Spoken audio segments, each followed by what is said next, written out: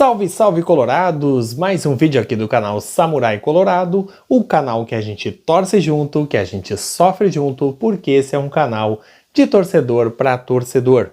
E no vídeo de hoje nós vamos falar sobre o jogo Inter e Atlético Paranaense amanhã, quarta-feira, às 19 horas no estádio Beira-Rio.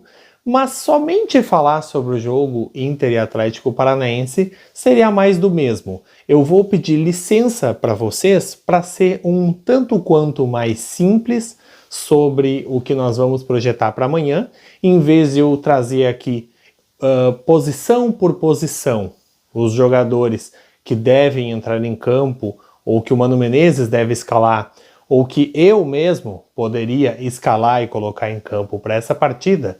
Eu vou fazer uma coisa diferente. Nós vamos aqui dissecar o Inter de 2023 e ver onde é o grande problema do Inter. Vamos começar, então, em vez de focar no jogo, vamos focar na temporada. Nós temos no nosso Inter agora, neste momento, uma direção que é inexistente de várias formas, mas para não ser totalmente inexistente, eles se fazem presentes com decisões erradas, o que torna eles um pouco pior do que inexistentes. Eles seriam inexistentes se não fizessem nada e cruzassem os braços. E talvez cruzando os braços e não fazendo nada, eles errassem menos do que erram. Mas vamos lá. Essa direção, ela já chegou, no primeiro momento, ela já chegou tirando do comando Abel Braga, que foi o melhor treinador da história do Internacional, o nosso treinador campeão da Libertadores e campeão do mundo, né? E foi vice-campeão brasileiro do Brasileirão 2020, que terminou em fevereiro de 2021, e de uma forma que nos tiraram o título mais do que nós perdemos, né? E o Abelão, ele foi praticamente campeão brasileiro, vamos por dizer assim, e essa direção nos privou da continuidade do trabalho do Mano Menezes em troca de um aventureiro, Miguel Ángel Ramírez. E assim foi uma sucessão de escolhas de treinadores errados que eles nos trouxeram e que nos decepcionaram de todas as formas possíveis, caindo de competições, protagonizando fiascos inacreditáveis. Enfim, como vocês todos sabem, essa direção ela cometeu muitos erros na questão escolha de treinadores.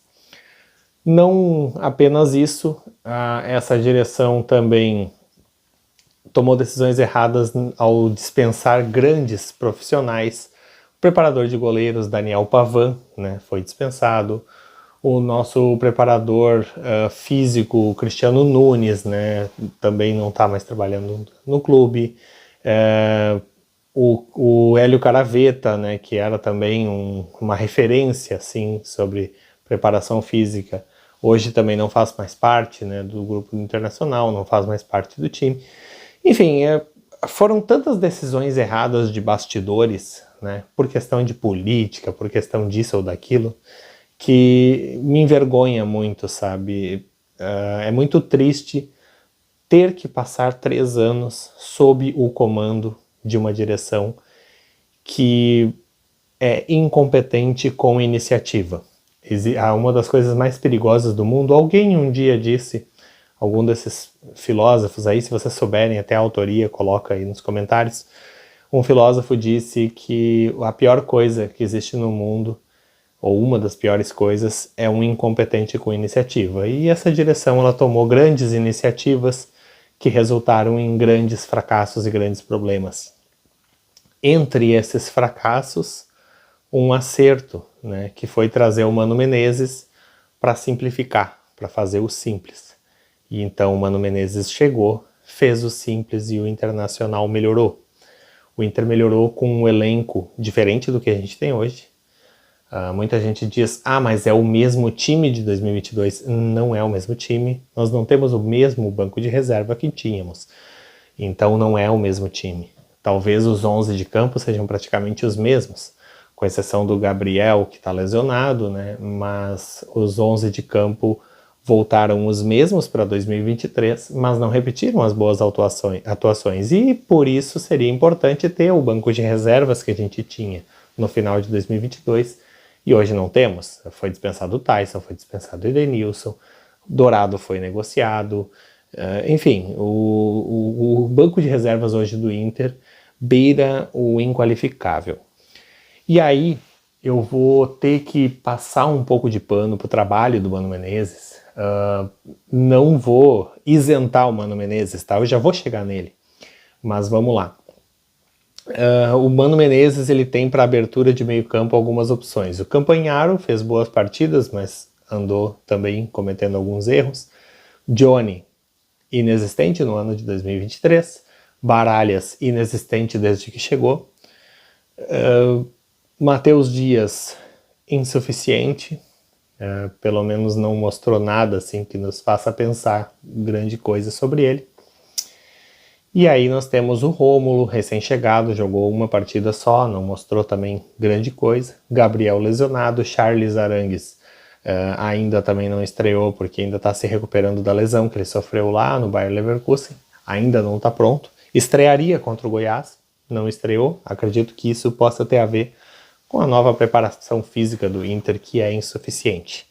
Então, resumidamente, nós temos então, só para fazer uma recapitulação rápida aqui com vocês, nós temos um presidente incompetente, né, que não faz nada que preste, nós temos um preparador físico que me parece insuficiente em relação a outros que já tivemos por aqui recentemente, nós temos um preparador de goleiros que também é muito abaixo do Daniel Pavan que nós tivemos recentemente, também não está rendendo.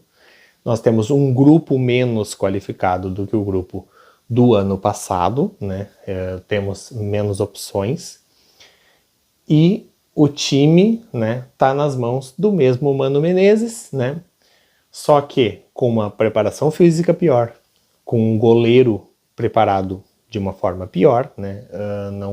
Não tá rendendo nem Kehler, o John talvez até se desse uma sequência, mas não podemos afirmar que o John poderia ser um grande goleiro.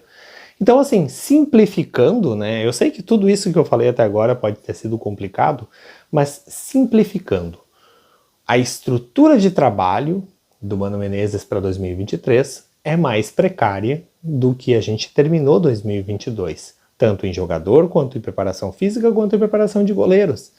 Então, eu não posso colocar tudo na conta do Mano Menezes. Eu tenho que colocar na conta do Mano Menezes o que é da conta do Mano Menezes.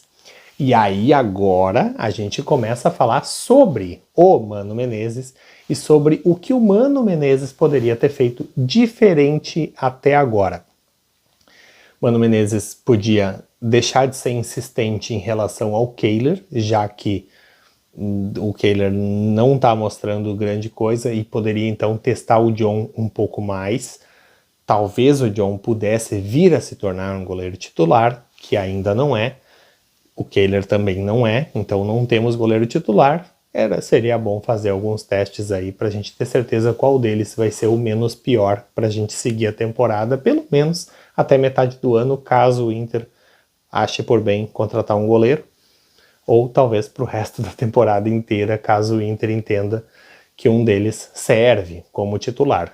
Kehler definitivamente não, só se for o John ou talvez Emerson Júnior, Antony, algum outro que tem aí. Mas Kehler definitivamente não é o nosso goleiro titular para o resto da temporada e eu espero, né, que agora seja dada uma sequência para o John e tal, enfim, vamos ver. O nosso banco de reservas tá pior, né? A gente sabe que tá pior e isso desqualifica as substituições. E aí o Mano Menezes, não bastasse o nosso banco de reserva estar pior, o Mano Menezes ainda insiste, por exemplo, no Luiz Adriano e no Johnny como titulares da equipe. Eu acho, pelo que eu ouvi falar alguns papos aí, que o Luiz Adriano tá perdendo a vaga de titular. Já perdeu para o alemão. E na ausência do alemão, caso o alemão não jogue amanhã, não seria Luiz Adriano, porque ele realmente não está mais servindo como titular. Deus ouça, né, que o Mano Menezes realmente tenha desistido do Luiz Adriano, como todos nós já desistimos. O Johnny, eu não consigo qualificar o Johnny. Pelo menos o Johnny de 2023, para mim, ele é inqualificável. Eu não consigo comentar nada sobre o Johnny sem ofender o ser humano, sabe? E eu não gosto de ofender o ser humano. Então eu chamo o Johnny de inqualificável e impossível tolerar que ele saia jogando em qualquer partida. Não importa se é time reserva ou time titular. O Johnny não poderia estar em nenhum dos dois, nem no time reserva, nem no time titular, nem em time nenhum de preferência. O Johnny, ele, nesse momento, ele é inqualificável e eu não posso realmente me conformar com a presença dele no jogo e tentando buscar alguma coisa tendo o Johnny. E isso vai na conta do Mano Menezes. Mas aí, muita gente começou a levantar, né, a questão. Mano Menezes merece ser demitido? Sim, ele merece ser demitido. Tu quer então que o Mano Menezes seja demitido? Não. Ah, mas por quê? Tu confia no trabalho do Mano Menezes? Confiar é uma palavra muito forte. Eu não confio no trabalho do Mano Menezes. Eu não acredito muito assim no trabalho do Mano Menezes. Eu não acredito que o Mano Menezes consiga se recuperar dessa espiral decrescente, desse ladeira abaixo que ele se tornou no Internacional. Mas acontece o seguinte, imagina que tu mora do lado de um vizinho que ouve música alta. Tu pode pensar assim, a primeira coisa que tu tem para pensar, vou me mudar dessa casa, porque eu não quero mais morar do lado de um vizinho que ouve música alta. Isso tá me incomodando. Eu não tô conseguindo dormir, tá sendo horrível, tá sendo insustentável. E aí, se eu tivesse a certeza absoluta de que eu ia me mudar para algum lugar e que o vizinho não vai mais ouvir música alta, talvez isso seja bem tentador e eu escolha qualquer casa para morar. Mas se eu morar numa área de risco, que aconteça um deslizamento de terra ou que aconteça alguma enchente, o risco acaba sendo muito maior do que apenas ouvir música alta, do que apenas não conseguir dormir.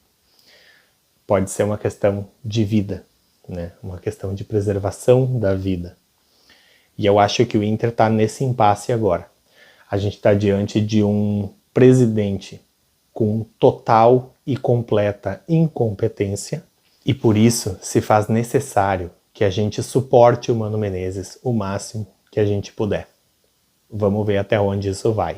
Se gostou da minha análise, deixa aí nos comentários, se inscreve no canal e eu espero vocês amanhã, depois de Inter e Atlético Paranaense, seja lá como a gente for nesse jogo, seja lá o que a gente tiver para apresentar nesse jogo, eu conto com todos vocês aqui, amanhã depois do jogo, para a gente fazer uma análise do que aconteceu. Valeu, gente!